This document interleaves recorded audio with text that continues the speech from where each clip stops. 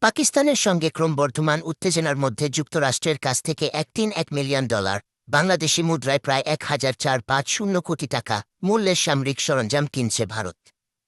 যুক্তরাষ্ট্রের স্টেট ডিপার্টমেন্টের অনুমোদন পাওয়া এই সম্ভাব্য চুক্তির আওতায় Indo Pacific maritime domain awareness বিষয়ক প্রযুক্তি এবং সি-ভিশন সফটওয়্যার সহ অন্যান্য সরঞ্জাম অন্তর্ভুক্ত রয়েছে। শুক্রবার ০২ মে যুক্তরাষ্ট্রের পররাষ্ট্র মন্ত্রণালয়ের প্রকাশিত এক বিবৃতিতে জানানো হয়েছে, কৌশলগত অংশীদারিত্বের অংশ হিসেবে ভারত এই প্রযুক্তি ও সরঞ্জাম পেতে যাচ্ছে। এই চুক্তির মাধ্যমে ভারতের নৌবাহিনীর সামুদ্রিক সচেতনতা, বিশ্লেষণ সক্ষমতা এবং নিরাপত্তা ব্যবস্থা আরও জোরদার হবে। বিবৃতিতে বলা হয়, এই সফটওয়্যার ভারতকে তার সমুদ্রসীমায় বর্তমান ও ভবিষ্যৎ হুমকি মোকাবিলায় সক্ষম করে তুলবে।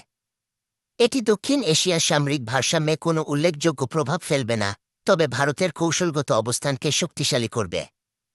ভারত সরকারের অনুরোধে যে সামগ্রীগুলো বিক্রির পরিকল্পনা রয়েছে তার মধ্যে রয়েছে সি-ভিশন সফটওয়্যারের হালনাগাদ সংস্করণ, প্রশিক্ষণ ও বিশ্লেষণ সহায়তা, সফটওয়্যার সাপোর্ট, প্রযুক্তিগত দল এবং লজিস্টিক সহায়তা। যুক্তরাষ্ট্রের স্টেট ডিপার্টমেন্ট জানিয়েছে, এই চুক্তি মার্কিন পররাষ্ট্রনীতি ও জাতীয় নিরাপত্তা কৌশলের সঙ্গে সামঞ্জস্যপূর্ণ। এটি ইন্দো প্যাসিফিক অঞ্চলে স্থিতিশীলতা বজায় রাখা এবং যুক্তরাষ্ট্র ভারত কৌশলগত অংশীদারিত্ব জোরদারে ভূমিকা রাখবে। এদিকে জম্মু ও কাশ্মীরে সম্প্রতি সংঘটিত সন্ত্রাসী হামলার পর ভারত পাকিস্তান সীমান্তে চরম উত্তেজনা বিরাজ করছে। বিশ্লেষকরা বলছেন, এই পরিস্থিতিতে ভারতের এমন সামরিক চুক্তি দক্ষিণ এশিয়ার নিরাপত্তা কাঠামোতেও নতুন মাত্রা যোগ করতে পারে।